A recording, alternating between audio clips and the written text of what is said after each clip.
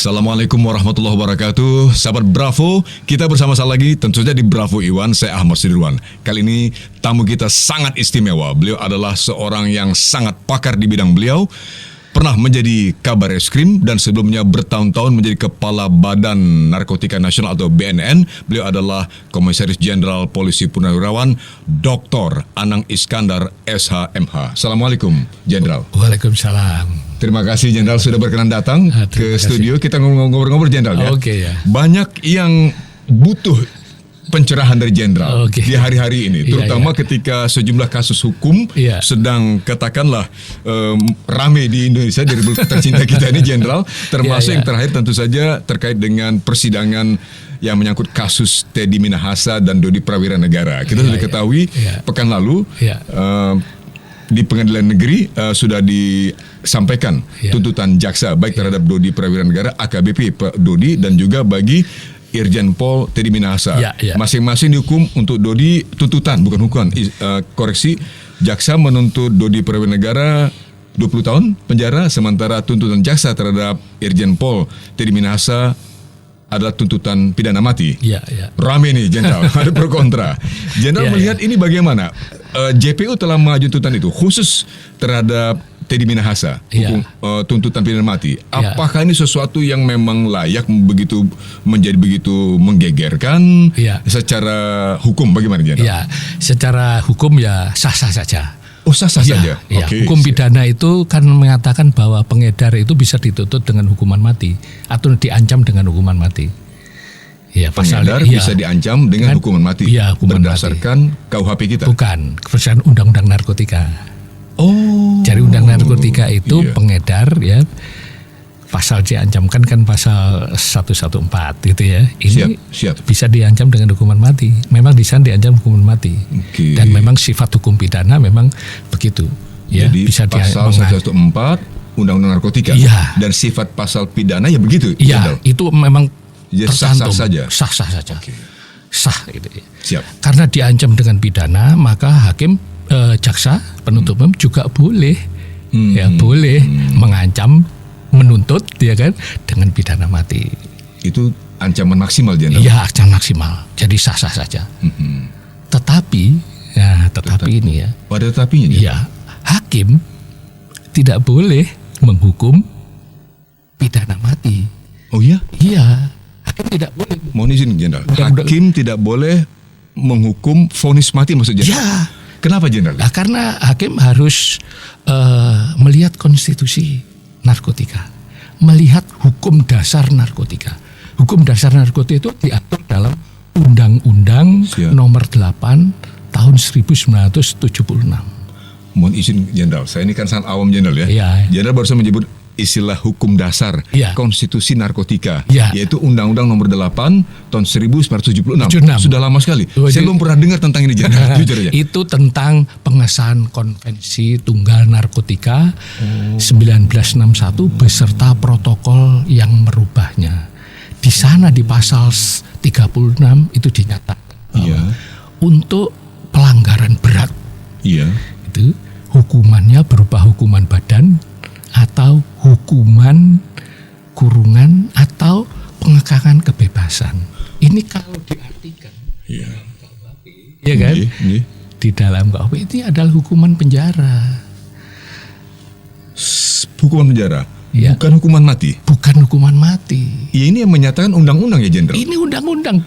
Wah, saya baru tahu nih Jenderal. Undang-Undang Narkotika, Undang-Undang Konvensi nomor undang. Saya ulangi, Undang-Undang Nomor 8 tahun 1976 tentang pengesahan Konvensi Tunggal Narkotika 1961 beserta protokol yang merubahnya. Tentang pengesahan Konvensi Tunggal Narkotika tahun 1961 beserta protokol yang merubahnya.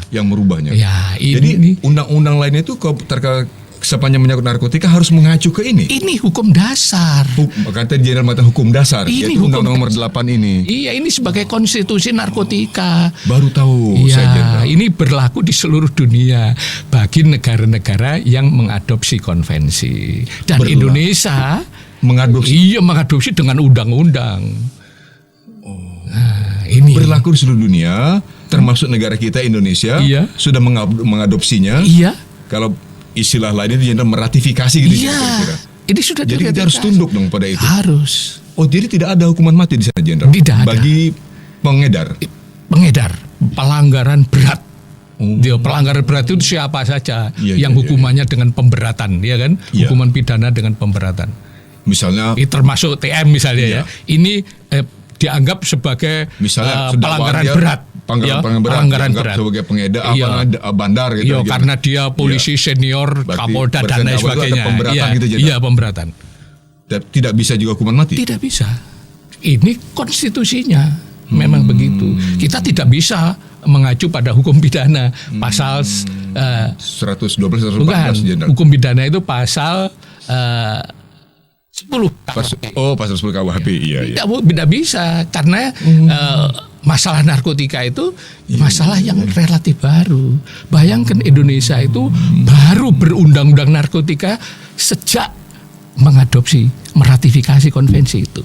Tahun 1976 tadi, Jenderal. Jadi kita baru berundang-undang narkotika itu tahun 1976. Sebelumnya masalah narkotika bukan dianggap sebagai tindak pidana. Oleh karena itu kita tidak bisa mengacu kepada KUHP semata-mata. Barulah gitu. Kemudian itu menjadi ada katakanlah rambunya, pengaturannya ketika Undang-Undang Nomor 8 1996 itu diberlakukan. Iya. Maka terhitung saat itu narkotika dinyatakan sebagai barang terlarang, penggunaan ataupun penyalahgunaannya diancam. Iya. Ini penyalahguna juga demikian. Orang yang menggunakan narkotika itu dalam konvensinya, dalam hukum dasarnya yang berlaku di Indonesia itu diberikan alternatif penghukuman berupa rehabilitasi. Alternatif penghukuman berupa rehabilitasi bagi pengguna atau pemakai.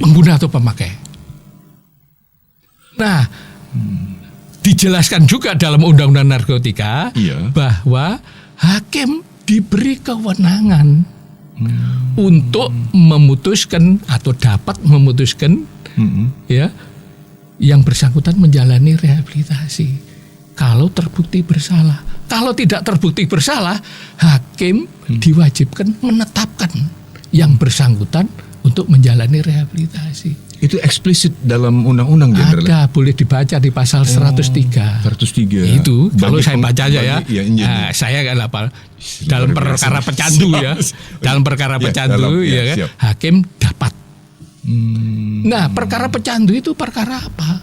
Yaitu perkara penyalahguna dan dalam keadaan ketergantungan. Jadi penyalahguna yang membeli narkotika untuk dikonsumsi itu orang ketergantungan. Ya, boleh ditanyakan ini, boleh ditanyakan pada ahli adiksi dialami oleh sejumlah nama besar artis gitu ya. Mereka sekedar pengguna. Oleh karena itu, ya kan saya selalu memperjuangkan ini. Bayangkan kayak Ridho Roma. Ya itu pasti pengguna, nggak mungkin dia pengedar. Nia Rahmadani juga bukan pengedar, tidak mungkin. Bukan pengedar, karena dia terbukti membawa narkotika untuk dikonsumsi. Dan akhirnya dia menjalin rehabilitasi ya. Dia itu harusnya dihukum rehabilitasi. Tidak pakai di penjara. Tidak ada hukuman penjara. Tidak pakai langsung hukuman rehabilitasi. Ini luar biasa, Jenderal. Jadi ternyata tadi ketentuan tadi apakah berlaku sama? Tadi Jenderal mengatakan hakim berwenang untuk tidak memberikan hukuman penjara kepada pengguna. Apakah dalam konteks terhadap pengedar berdasarkan konvensi yang nomor 8 tadi, hakim berwenang juga untuk tidak menjatuhkan hukuman mati? Di sana disebutkan, ya kan, terhadap pengedar dengan pemberatan, ya kan, itu hukumannya menjalani hukumannya adalah hubungan badan, hukuman kurungan atau pengekangan kebebasan atau penjara. Bukan hukuman mati.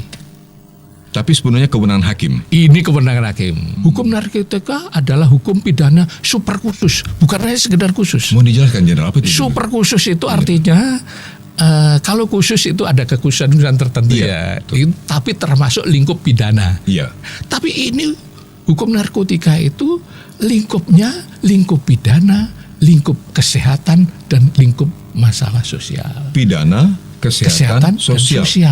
Tiga masuk dalam diatur dalam undang-undang narkotika.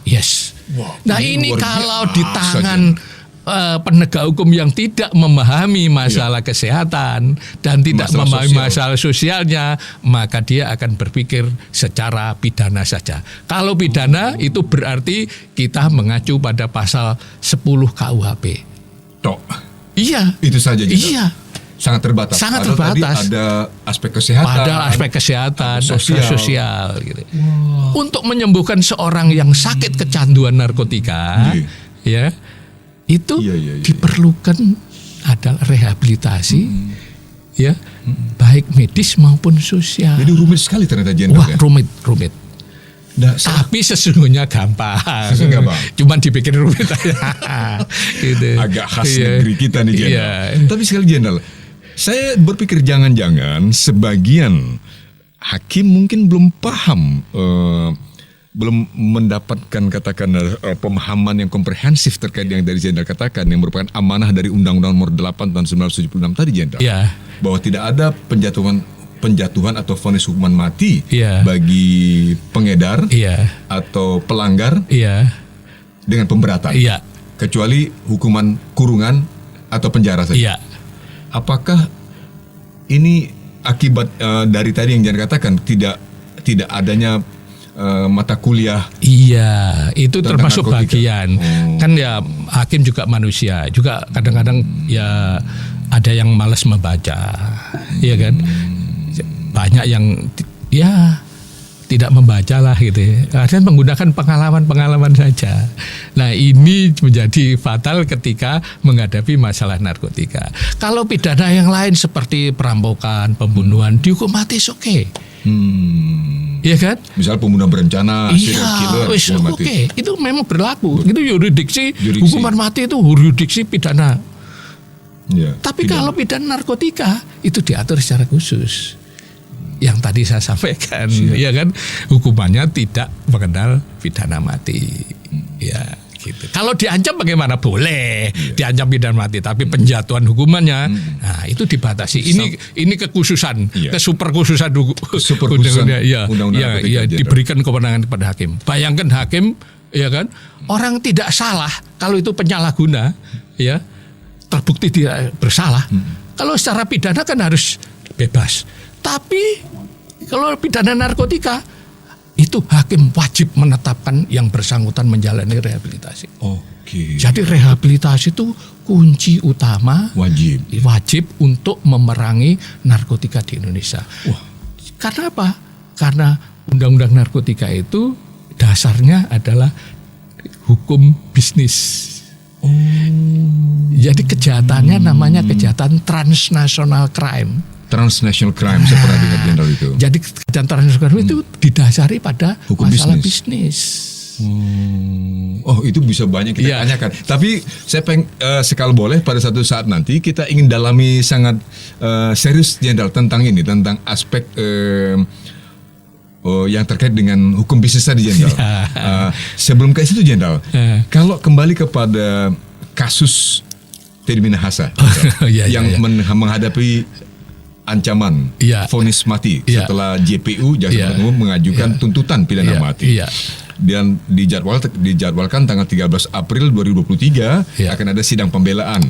Lalu kemudian sampai nanti ada replik, duplik dan vonis Jenderal. Saya izin kalau boleh panggil Jenderal Anang juga karena sebagai profesor, karena Dr. Anang Iskandar bos itu pakar yang luar biasa.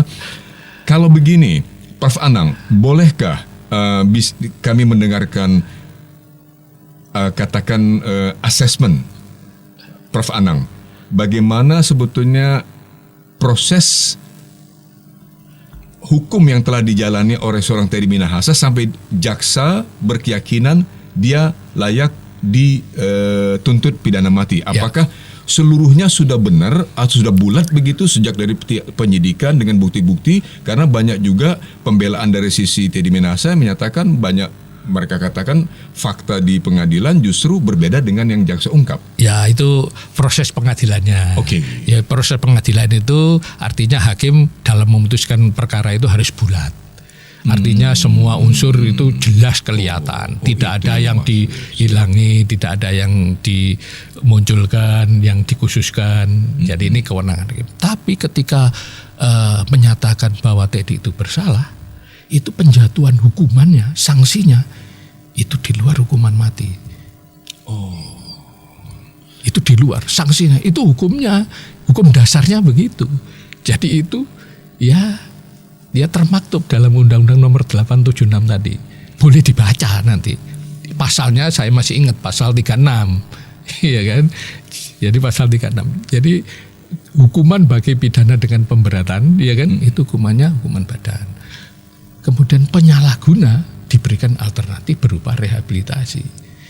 Ini yang harus difahami. Kalau tidak nanti dianggap ini pidana umum, undang-undang narkotika itu. Padahal sama sekali berbeda. Tadi kan sifat khusus tadi yang Prof katakan tadi itu. Ini super khusus. Super khusus. Jadi jangan menganggap pidana narkotika itu sama dengan KUHP-KUHP. Pidana umum. Tapi Jenderal Profesor, apakah tidak khawatir dianggap melawan arus pandangan ini? Loh, saya sejak jadi kepala BNN ini dianggap melawan arus. Masyarakat aja kalau saya sosialisasikan kepada ini masyarakat, kok enak penyalahguna dihukum rehabilitasi? Rehabilitasi hukuman apa? Harus dipenjara biar punya efek jerah. Loh ya nggak mungkin dong. Penyalahguna kan orang sakit. Orang sakit kecanduan narkotika. Dia kalau nggak beli narkotika, dia akan mengalami sako. Dia menjelaskan masalah ini aja sulit sekali. Sampai saya 3 tahun berhenti jadi kepala BNN, tetap aja belum bisa menghadapi itu. Ya, menghadapi penegak hukum, juga menghadapi masyarakat. Ya, padahal ini undang-undang narkotika memang undang-undang yang tidak diajarkan kepada masyarakat dan kepada penegak hukum. Bagaimana mereka memahami? Nah, makanya saya setelah pensiun ya tetap mensosialisasikan masalah narkotika ini sedapat mungkin saya sosialisasikan. Terakhir, Jenderal, sepanjang menyangkut katakanlah tuntutan tim JPU sampai sepanjang proses persidangan sampai akhirnya jaksa penuntut umum menyampaikan tuntutan mereka terhadap Teddy Minahasa khususnya, dan kemudian beriringan dengan itu juga ada pembelaan dari sisi penasihat hukum Teddy Minahasa yang menghadirkan saksi dan para ahli. Ya. Tentu Jenderal mengikuti ini kan? Ya. Atau Jenderal cermati, apakah ini sudah berjalan pada rel yang benar, Jenderal? Ya, menurut saya ya lumayan ya. Saya nggak tahu persis benar atau tidak ya. Tapi yang jelas ini prosesnya sudah lumayan. Hanya ini tinggal kewenangan hakim, keyakinan hakim, ya kan? Apakah perkara ini bulat, ya kan? Dan hakim bisa menjatuhkan hukuman, itu urusan hakim. Tapi ya kan, saya sebagai ahli hukum narkotika, ya kan, hukuman bagi pengedar itu adalah hukuman kurungan, bukan hukuman mati. Penjara, bukan hukuman mati. Hukuman bagi penyalahguna itu hukuman rehabilitasi. Ini ada di konstitusi, aturan dasar hukum narkotika, dan berlaku di seluruh dunia termasuk di Indonesia. Ini yang ingin saya sampaikan. Terima kasih Jenderal, luar biasa kesempatan pencerahan ini bagi kami Jenderal. Sudah mendapatkan banyak ilmu dari Jenderal dan pembekalan khususnya terkait dengan hukum narkotika atau hukum yang terkait dengan narkotika yang pasti saya baru paham Jenderal mengenai Undang-Undang Nomor 8 tahun 1996 tadi, keberadaannya dan implikasi dari penerapan hukuman itu. Meskipun sampai jadi ahli hukum, ya belum tentu ini mengerti tentang hukum narkotika. Saya gitu sih. Sekali karena ini belum tentu memahami narkotika. Ini harus ilmu khusus ya. Ilmu khusus. Jenderal sendiri kan aparat kepolisian, sarjana hukum, tapi butuh waktu bertahun-tahun juga untuk bisa memahami masalah di BNN sampai memahami sepenuhnya mengenai narkotika. Iya. Tapi kira-kira Jenderal, terakhir banget ini Jenderal, terkait sidang terhadap Teddy Minahasa ini, apakah dalam pandangan Jenderal ini murni kasus hukum atau ada hal lain selain hukum? Ya. biasanya hukum tidak bisa murni, pasti ada efek-efeknya, ada campur-campurnya, ada drama-dramanya, ya biasa aja. Makanya menjadi kewajiban hakim untuk menggali masalah ini. Sepenuhnya kembali pada hakim. Semua termasuk keyakinannya. Semua tergantung pada hakim. Termasuk juga jenderal drama-drama yang hadir selama persidangan Titi Minahasa, kan banyak drama tuh jenderal. Ya pokoknya itu kita nikmati lah itu. Itu saya terus sengaja ikut menikmati juga. Ikut sambil senyum-senyum gitu ya. Gitu. Tapi itu sepenuhnya ada di tangan hakim untuk menjatuhkan hukum. Menarik jenderal. Sekali lagi jenderal, terima kasih penghargaan kami yang setingginya pada jenderal telah berkenan hadir dan memberikan pencerahan kepada kami khususnya terkait dengan masalah narkotika tadi, penanganannya dan hukum dasarnya tadi jenderal, konvensi, konstitusi tentang hukum mengenai narkotika yaitu nomor 8, Undang-Undang nomor 8 tahun 1976 sudah jelas gitu. Ya, amanahnya adalah bagi pengedar tidak ada penjatuhan hukuman atau vonis mati, melainkan hukuman penjara. Bagi pengguna adalah rehabilitasi. Dan itu seyogianya dipahami oleh hakim yang mulia dan mungkin menjadi keyakinannya gitu. Jenderal, yakin jenderal akan bisa terlaksana itu, jenderal? Wah, itu Allah alam. Semua kan tergantung hakim. Ketika memutuskan kan semua hakim kan juga dia pasti akan mendalami kasus ini, pasti akan menggali karena dia sebagai wakil Tuhan untuk menghukum manusia di dunia. Luar biasa. Terima kasih lagi. Jenderal Profesor Anang Iskandar. Terima kasih. Insya Allah pada kesempatan yang akan datang boleh kami undang lagi berkenan. Ya, saya bersedia. Jenderal, terima kasih Jenderal. Ya, sahabat Bravo, kita sudah dengarkan apa yang penting dan menurut saya wajib atau sangat perlu kita cermati telah dituturkan tadi oleh Komisaris Jenderal Polisi Purnawirawan Dr. Anang Iskandar SH.MH. Saya manggil beliau Profesor. Luar biasa. Terima kasih untuk kebersamaan kita kali ini. Kita berjumpa lagi pada kesempatan akan datang. Terima kasih. Selamat menjalankan ibadah puasa Anda. Wassalamualaikum warahmatullahi wabarakatuh.